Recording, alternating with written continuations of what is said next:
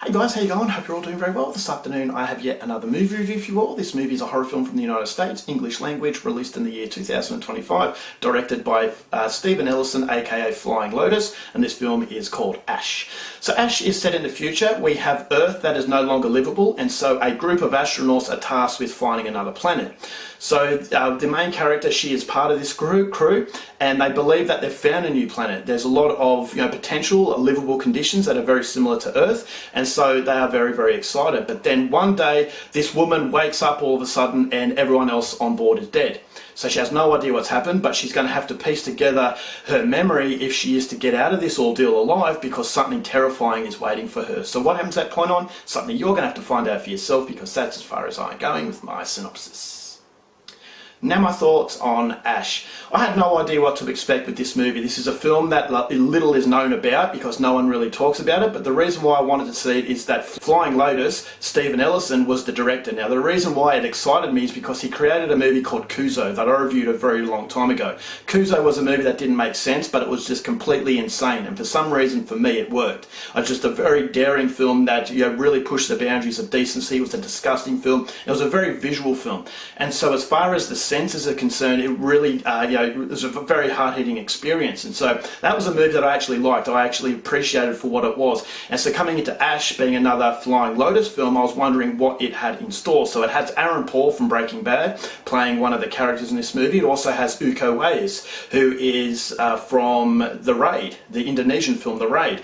And so that was very interesting, is that, okay, he's in this movie, what's it going to produce? And so there's a lot of intrigue coming into this movie. I wasn't expecting it to be a masterpiece, but I was hoping that it was going to be worth the effort. And after watching Ash, I will say that this is a very crazy film that does rely a lot on the senses, heavily on the senses. I thought the visuals were very striking, very reminiscent of Kuzo.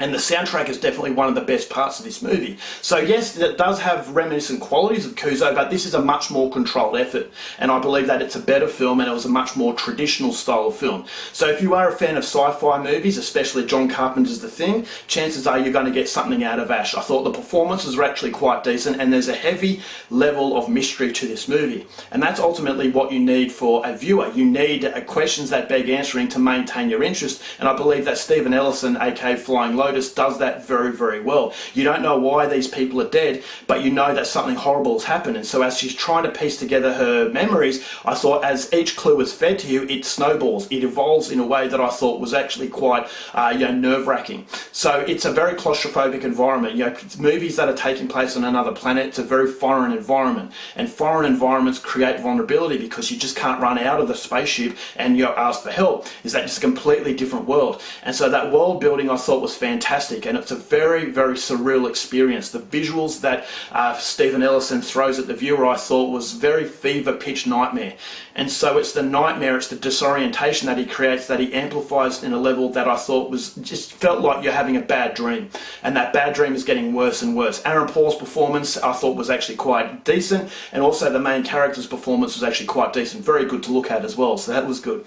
So the movie does go along at a very mysterious pace, but then when it starts to get into the straight-out horror set pieces, this is the reminiscent qualities of John Carpenter's The Thing. This is a very disgusting film, it's a very violent film, and it's definitely something that reminded me of Kuzo. So if you know what I'm talking about with Kuzo, the visuals in that movie were combined with the horror elements in this movie, I thought made something that was very, very different. So it's a sci-fi horror film that is a surreal journey into a world where it is a bad dream, and this is where Stephen Ellison really thrives, that bad dream environment.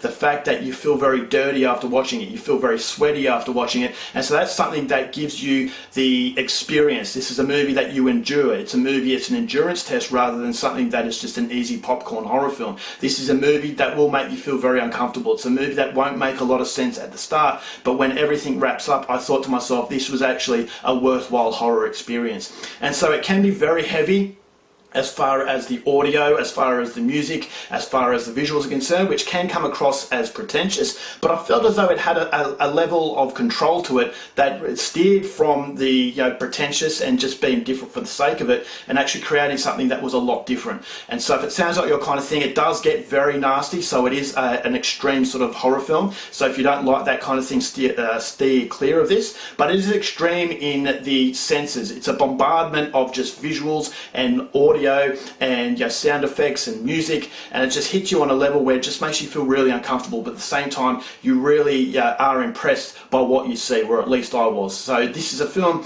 that is not perfect. As I said, it can get to the stage where it's getting a little bit too full of itself, but it does rein itself into a point where I actually felt as though this was worthwhile. If it sounds like your kind of thing, go out there and see it. I'm going to give Ash 3.5 stars. Alright guys, that's it for my review. Hope you enjoyed it. Till next time, you're watching movies, and I'll see you later. Bye.